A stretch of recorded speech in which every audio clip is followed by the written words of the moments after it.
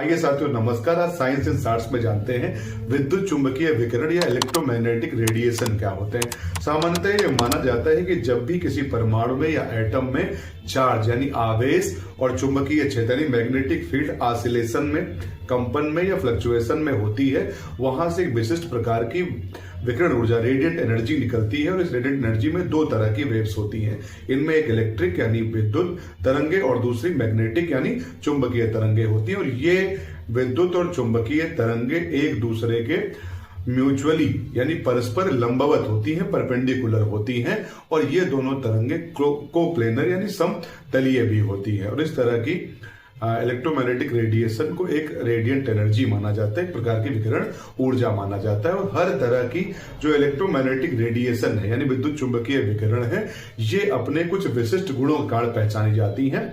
और इन सभी तरह की जो इलेक्ट्रोमैग्नेटिक रेडिएशन विद्युत चुंबकीय विकिरण है, ये अपनी तरंग दैर्ध्य को वास्तव में किसी तरंग के लिए दो क्रमागत श्रृंगों यानी the distance between two successive crest and two successive trough is called wavelength of that particular of waves. यानी किन्हीं तरंग की दो क्रमागत श्रृंगों के बीच की या दो क्रमागत गर्तों के बीच की दूरी को तरंग दैर्ध्य कहते हैं। और हर तरह की इलेक्ट्रोमैग्नेटिक रेडिएशन की तरंग दैर्ध्य एक निश्चित होती है।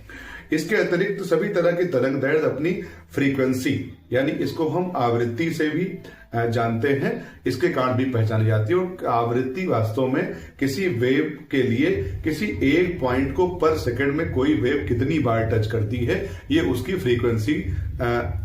उसकी फ्रीक्वेंसी निर्धारित करती है। फ्रीक्वेंसी हमेशा वेव लेंथ यानी तरंग दैर्ध्य के रेसिप्रोकल होती है, व्युत्क्रमानुपाती होती है। यानी कि हर तरह की इलेक्ट्रोमैग्नेटिक रेडिएशन एक डेफिनेट क्वांटिटी में ऊर्जा से संबंधित होती है। और इस ऊर्जा को हम तरंग दैर्ध्य की किसी प्रकार के विद्युत चुंबकीय विकिरण की ऊर्जा को हम E = h से दिखाते हैं। E = h से दिखाते हैं, जहां h प्लांक नियतांक है और न्यू उसकी फ्रीक्वेंसी है। न्यू को पुनः हम c/λ से दिखाते हैं। लैम्डा किसी भी इलेक्ट्रोमैग्नेटिक रेडिएशन के लिए उसकी तरंग दैर्ध्य है।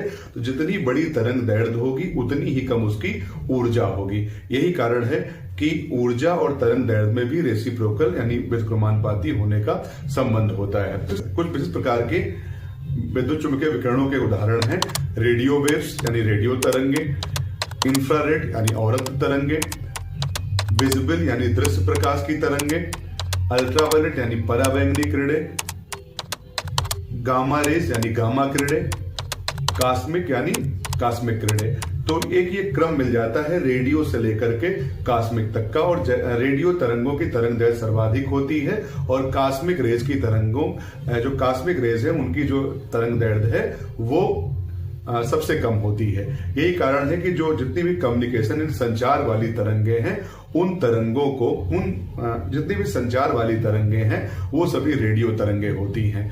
इसके अतिरिक्त जो हमारे रिमोट कंट्रोल वगैरह होते हैं टीवी के, उन रिमोट कंट्रोल से जो तरंगे निकलती हैं वो इंफ्रारेड या अवरक्त तरंगे होती हैं।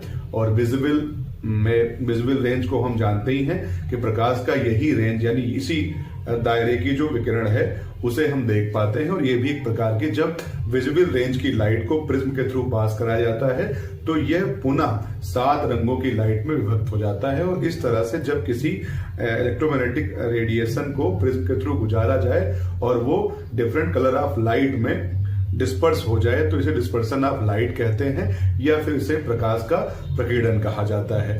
तो एक इलेक्ट्रोमैग्नेटिक रेडिएशन भी अन्य तरह के रेडिएशंस में प्रकीर्णित हो सकता है। यह भी इलेक्ट्रोमैग्नेटिक रेडिएशन का एक गुण होता है।